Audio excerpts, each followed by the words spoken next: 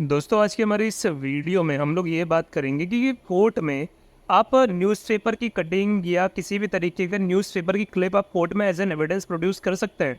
देखिए इसको बहुत इंपॉर्टेंट है क्योंकि अभी अगर आपने कोलकाता का रेप केस अगर आपने सुना होगा, अगर आप सुप्रीम कोर्ट को फॉलो करते होंगे तो आपने ये ज़रूर देखा होगा सुप्रीम कोर्ट ने बहुत नाराज़गी जताई थी जब किसी एक एडवोकेट ने न्यूज़पेपर के सोर्स को अपने आर्गूमेंट में इस्तेमाल कर लिया था।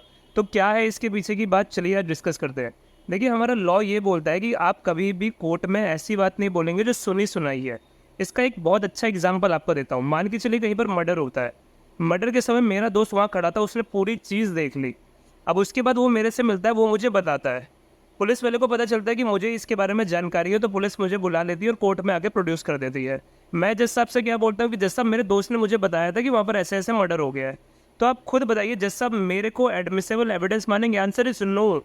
क्यों? क्योंकि कोर्ट का भी एक रूल है कि जो भी एविडेंस आप कोर्ट में प्रोड्यूस करेंगे वो डायरेक्ट एविडेंस होना चाहिए। डायरेक्ट एविडेंस मतलब होता है या तो आप पूरा डॉक्यूमेंट ही प्रोड्यूस करो या फिर जिस इंसान ने वो घटना देखी होगी उसको बुलाना पड़ेगा। तो कायदे से मुझे नहीं, मेरे दोस्त को बुलाना चाहिए था, क्योंकि मेरा दिया हुआ बयान कोर्ट में अब एडमिसिबल नहीं होगा। आगे जाके उसको कोर्ट मानेगा ही नहीं। उसके बेसिस पे किसी भी आदमी को सजा या उसको रिहा नहीं किया जा सकता मेरे बयान पर, क्योंकि मैं जो बात बोल रहा हूँ वो किसी और की बात को बोल रहा हूँ।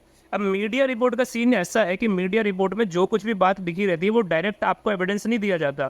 कभी भी अगर आपने इंग्लिश न्यूज़पेपर पढ़ा होगा तो उसमें आपने एक शब्द देखा होगा जिसको बोलते हैं एलीज। अगर आपके पास अभी इंग्लिश न्यूज़पेपर है तो कोई भी एक क्राइम का सीन खोलिए और उसमें देखिए ALLEGED लिखा होगा। अभी के अभी खोलकर देखिए, वीडियो को पॉज करिए और देखिए आप। एलीज का मतलब क्या होता है? एलीज का मतलब होता है कथित रूप से। अब ये कथित रूप का मतलब होता है जो इंसान जिसने प्रिंट किया है। मान के चलिए मैं बहुत बढ़िया न्यूज़पेपर जिसको मानता हूँ वो द हिंदू को मानता हूँ। अब मान लीजिए द हिंदू में अगर कोई भी चीज़ प्रिंट हुआ है तो फिर उसमें जो शब्द इस्तेमाल हो रहा है एलीज, तो आप खुद बताइए प्रिंटर वाले जिसने प्रिंट किया है उसको पता है? नहीं, वो तो आउटसोर्सिंग से उसको एक न्यूज़ मिली है और उसने वो बात को प्रिंट किया है। तो मीडिया रिपोर्ट डायरेक्ट एविडेंस नहीं है। हाँ, अगर मीडिया रिपोर्ट में अगर वो एविडेंस के साथ रिपोर्ट प्रोड्यूस कर देता तो आप इस्तेमाल कर सकते थे, लेकिन फिर भी आप न्यूज़पेपर कटिंग को नहीं लगा सकते।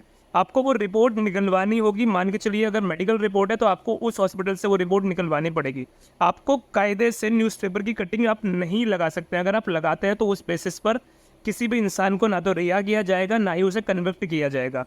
आई होप आपको समझ आया होगा। इस तरह की और वीडियो के लिए हमारे इस यूट्यूब चैनल को सब्सक्राइब करिए, लाइक करिए, शेयर करिए। बाय।